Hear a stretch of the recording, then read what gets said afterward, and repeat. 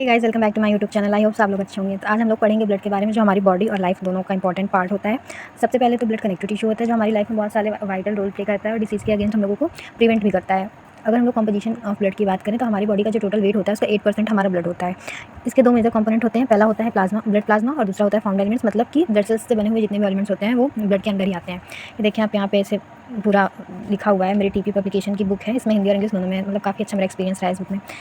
ठीक है, ब्लड के अगर हम लोग कंपोनेंट्स की बात करें तो सबसे पहले आता है प्लाज्मा, जिसमें जो प्लाज्मा होता है वो 55% होता है ब्लड में।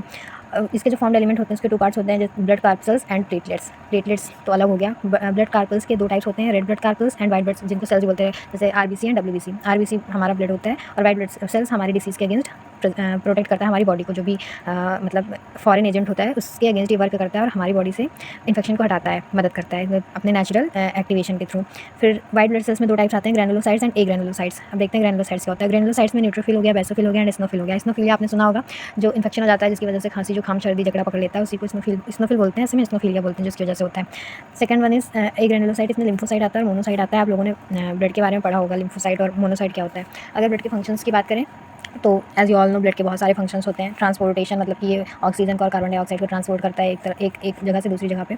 ठीक है। थर्मोरेगुलेशन करता है, मतलब ब्लड एक्ट्स एज थर्मोरेगुलेशन, जिसमें मतलब बॉडी में ब्लड सर्कुलेशन होता है।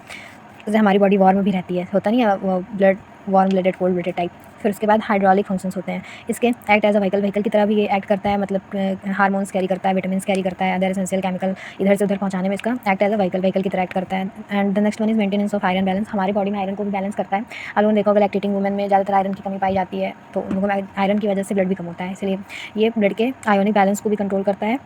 Regulation of water balance, water balance भी करता है, इसमें रेगुलेट करता है वाटर के बैलेंस को भी बॉडी में। Regulation of acid base balance, acid और बेस के बैलेंस को भी रेगुलेट करता है हमारी बॉडी में।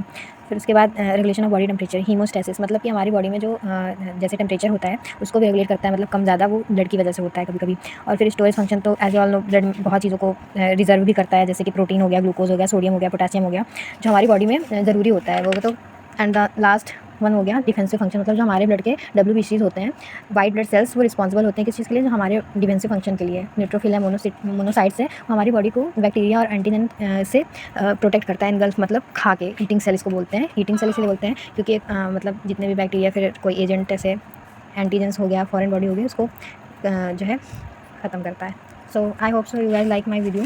और अगर मेरे 50 सब्सक्राइबर्स हो गए तो आई बेट यू कि मैं और भी अच्छे वीडियोस बनाने की कोशिश करूँगी, और कोशिश करूँगी आप लोगों को सीरियल वाइज पढ़ाने के लिए। जो नॉलेज मैं अभी आप लोगों को एक एक करके दे रही हूँ, मैं सीरियल वाइज फर्स्ट ईयर और सेकंड ईयर डी फार्मा के स्टूडेंट्स के लिए सीरियल वाइज पढ़ाना स्टार्ट करूँगी। Thank you, see you in the next video and happy Diwali in advance.